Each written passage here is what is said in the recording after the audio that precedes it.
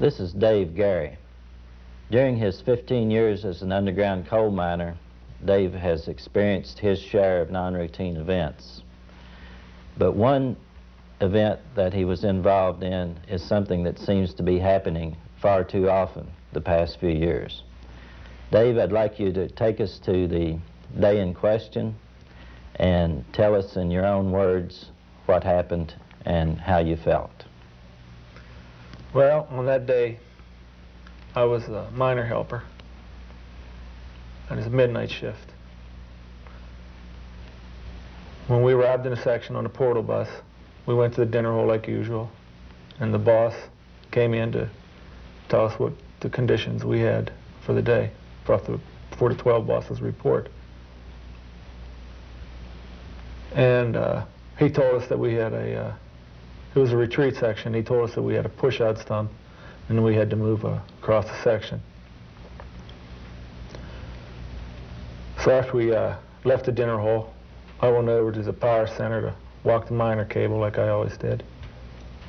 I walked up to the miner, and 4 to 12 shift had left a push-out stump set up for us to go in. The boss had already run the face. The operator, my buddy, he took his gas check. I watched the cable as he pulled up into the cut, threw the cable out of the way, and then my buddy started the miner up, and I flagged for the first buggy to come in. He just started turning ahead and thumped in. And I positioned myself in the back of the miner to the right to watch the front part of the cut, and the foreman run around to the backside to watch the roof from the backside. It was all, like I said, it was in a push-out stump, so it was already, the coal was already loose, and the roof was a little drippy. But he loaded the first buggy, sent him out, and I signaled for the second buggy to come in. Second buggy just got underneath the boom, and he started to run the conveyor, load him up. And I noticed across over top of the miner on the other side, I could see the foreman flagging me out. Well, it was a dual thing. Whenever I saw him flagging us to pull out, I could notice the posts up along my right-hand side starting to bend. So I ran up to the operator at the kitchen and tapped him. I told him, let's pull it out of there. So I grabbed the cable and we started backing the miner out. And it's, you know, after you've done it for a while, you hear noises that maybe other people wouldn't hear. And I could hear the timber snapping. So that told me it was time for me to get out. So I dropped the cable and I started running out. But I'd yelled for my buddy we better get out of there now. I never looked back. I was off and running. And I ran into the boss as he was coming across from the backside. And by the time I ran into him, we heard it come in. Now, when it came in, it rolled way back. It came back through the intersection. And the dust was just so thick you couldn't see anything. So the foreman asked, he said, you know, is everybody out? And we counted heads real quick, and we were missing one. And we pretty much figured it had to be the operator. At that point in time, I hoped that he'd stayed in the cab, you know, and didn't get out and try to run it. So, foreman sent one of the buggy operators up to the phone to call dispatcher and let him know that we'd had a fall on the miner. And as the smoke was clearing, the foreman and myself, we started walking up in towards the cut to see what we could see, how bad the conditions were. And as the dust cleared, you could see the boom. And then you could see, I could see a big piece of slate that had fell back across the back of the canopy. But that was it. I mean, the rest of it was totally covered. I couldn't see anything.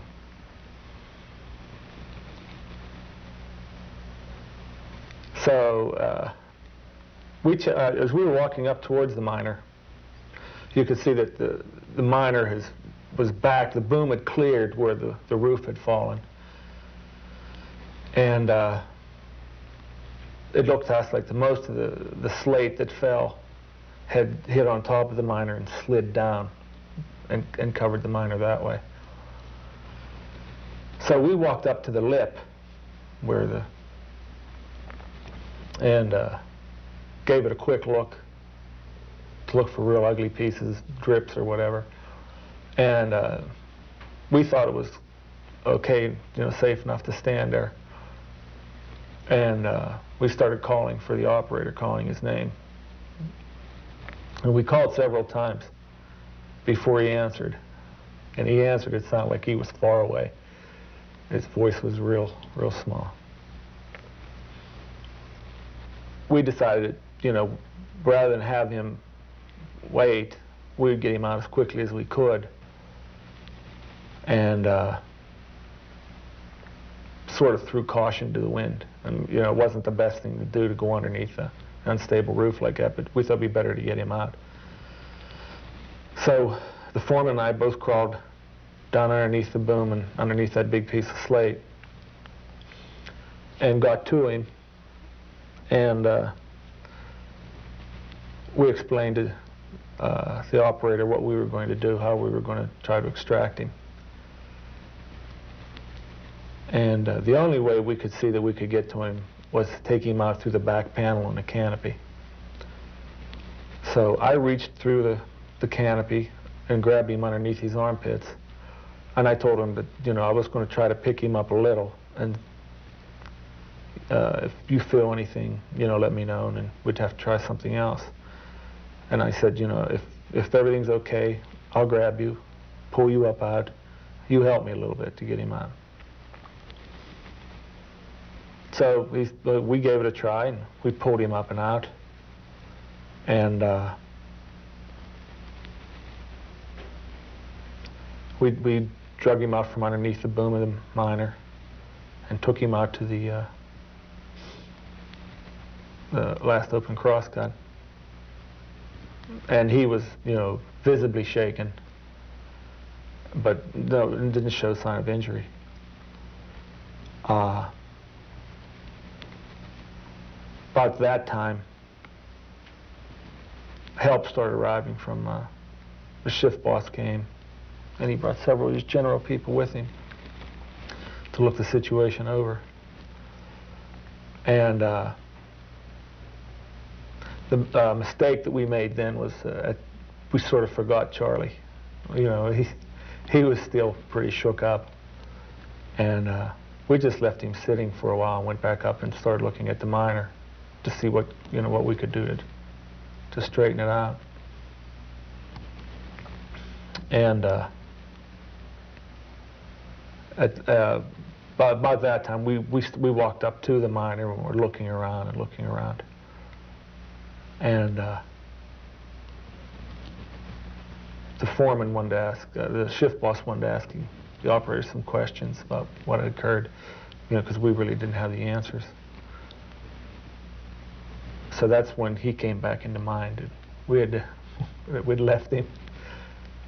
So we went out and back up to where we'd left him in a breakthrough, and he was visibly sick now. I mean, the reality had set in, and he just came close to getting it.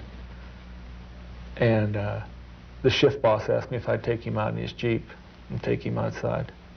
And they asked him if he wanted to go to the hospital or anything, and he didn't want to. So on the ride out, I asked him, I said, Chaz, I said, what,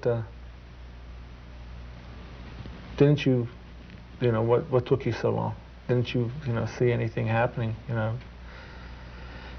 And he said that he was so intent on doing the job that he was doing that he really wasn't paying attention to the post situation and the roof. And I tried to explain to him that, I had to get out of there. I didn't have a canopy over me. I had to go. And he said he understood totally, that, I did what I had to do. And the funny thing was, he said it happened to him so fast that he said he never even saw it happen. He said, next thing he knew, he was sitting in the dark. It was just, he said, and the noise of the roof breaking up was really loud, and he never heard it. I mean, he said he just, all of a sudden he was in a dust-filled situation and in the dark. And he said that was good, that it happened that way, because if he would have realized what was happening, he would have tried to get out and run, and then he definitely wouldn't have made it.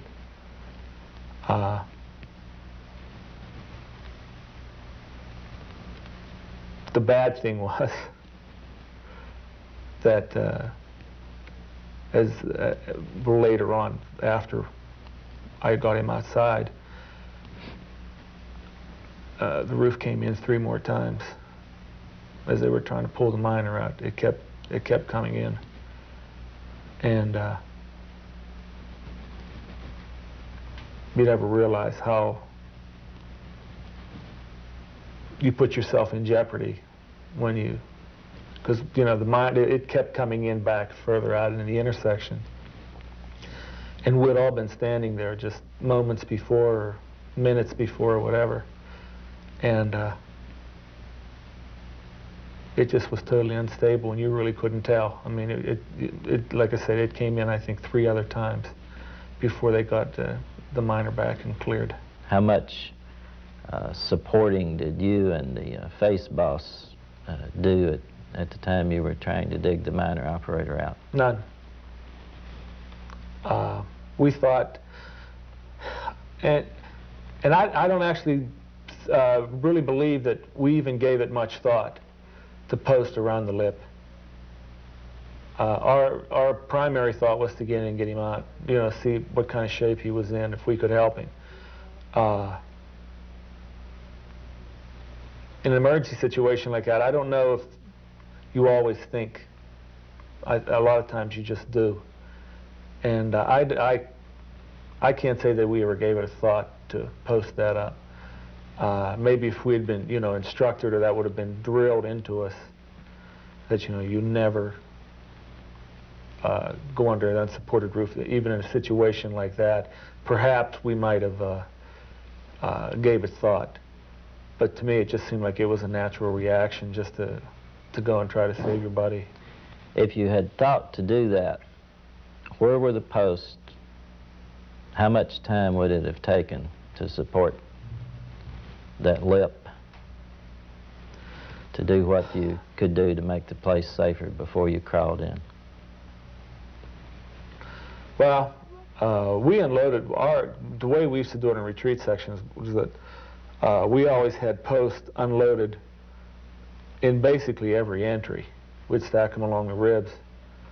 So they were always nearby, 100 feet or no more than that. And perhaps to set 3 or 4 posts, or to get 3 or 4 jacks and put up along that lip, it might have been, maybe it wouldn't have taken that long. Maybe it would only taken a couple minutes. And as it turned out, we had more than, a couple minutes. We had plenty of time. We could have done it, but we didn't even give that a thought, I don't think. Weren't thinking. Just reacting.